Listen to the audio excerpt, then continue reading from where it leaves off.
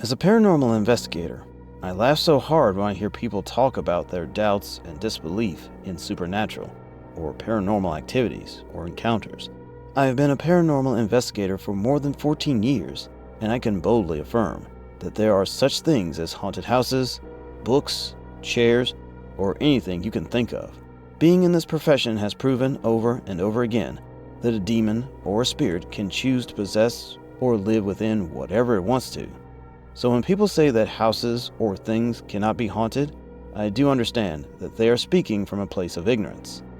I'm sharing this particular story here because some years back, in my early days as a paranormal investigator, I encountered something that totally altered my life in a way I never imagined. 13 years ago, my team members and I received an invite from a family to investigate paranormal activities in a house they had just bought and moved into. The house looked beautiful on the outside, but once you stepped inside, you could already feel the difference in energy. That family had only lived there for 2 months when they couldn't tolerate things anymore. The family even claimed that from the first day that they moved into that house, all 5 of them had the same nightmare on the same night, and since that day, they all began to experience strange things in the house. As usual, doing our jobs required that we ask the family to leave for a couple of hours. When they left, we spent hours trying to find and communicate with whatever spirit or entity was in that house. After hours of investigation, we didn't succeed that day, so we had to spend the night in the house. I know you are all probably going to doubt this, but that night, when my team members and I decided to rest a bit before we continued our investigations, we all had the same dream. Or would I rather say, the same nightmare. In that nightmare, it appeared like there was a man in the house, and he was dressed in one of those 19th century clothes. He sat on a chair with a table and kept writing something in a book without looking up or acknowledging my presence in the house. On getting closer to that man, I realized that his entire face was covered in blood, and his 2 eyes had been dug out of his sockets.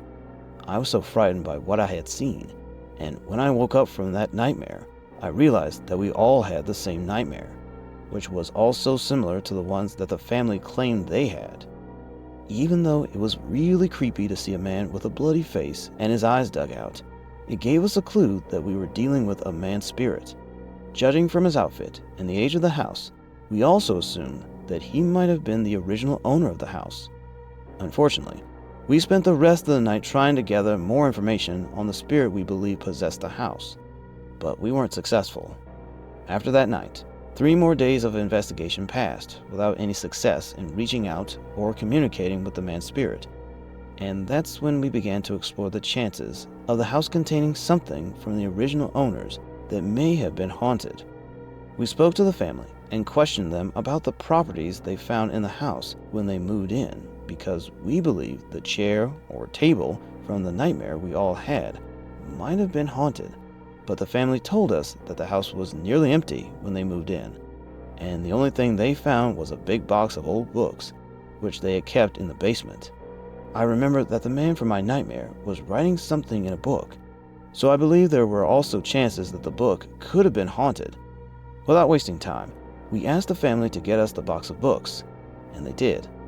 While going through the box, we found an old book with a dirty red leather back, an inscription on the cover, and some kind of rope on the side. Without even searching further, we were all convinced that the red book was the book we were all looking for. I wish I could explain how we could tell that the red book was the book, but I just can't. By merely touching that book, which turned out to be a diary, we could feel the weird vibes it gave, and upon reading the content of the book, we found out that whoever owned that diary was a Satan worshiper, and they were entries on deaths that happened while the owner was still alive.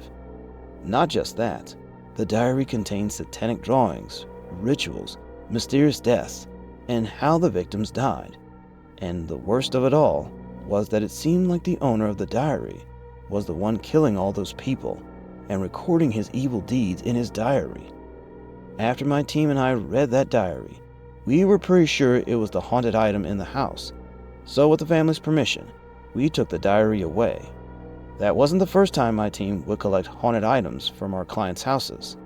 Most times, if my team believed the item was highly haunted, we would destroy it, but in most cases, we usually save the items in a collection room for reference purposes, and that's precisely what we plan to do with that diary. The good news is, after we took the diary from the house, all the paranormal activities in that house stopped. The family could sleep at night without those recurring nightmares. But the bad news was that my team members and I began to get attacks in our dreams, and the nightmares became a part of our sleep routine. The very first time I experienced an attack in my dream, I dreamt that I was standing by a beach, and the next thing, the weather suddenly changed, and a man with 2 long horns and a third eye came out of the water and attacked me. At first, when the dream attack started, I didn't think it had anything to do with the investigations we had just concluded, until my team members shared what they had been going through ever since we ended that investigation. While all this was happening to us, I was still in possession of that diary and had not taken it to the collection room yet. I don't know why, but I insisted innocently that I wanted to read the whole diary, not knowing that I was digging my grave with my hands. Now, if it was just the nightmares and attacks in my dream, I don't think I would have been as shaken as I was.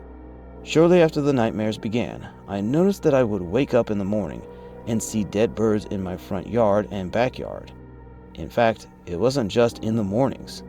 It was so weird that you'd be watching 2 birds flying peacefully in the sky, and the minute they got close to my yard or my house, they would suddenly start fighting each other, and the next minute, they would both drop dead. Not just that. Around the same period the diary was still in my possession, I had the worst cockroach and bug infestation I had ever seen in my life. The worst part was that, aside from the nightmares and attacks that my team members also experienced, I was the only one experiencing dead birds, bug infestations, and meals suddenly turning sour just after minutes of cooking. There are even a couple of other things that happened that I cannot share because they are so personal. When all of these things kept happening, I became so afraid that I was forced to take the diary to the collection room faster than I expected. After I took the diary to where I should have taken it after we retrieved it from that house, things didn't return to normal as I expected. That's because I had torn out some pages that contained satanic drawings and summoning rituals from the diary, with hopes that I could do something with it in the future, or probably test and see if the rituals could actually hurt someone. Well, I did, and I ended up hurting myself badly. It turned out that the demon I tried to summon was not a very friendly one, and didn't like amateurs like me who stole other men's prized possessions.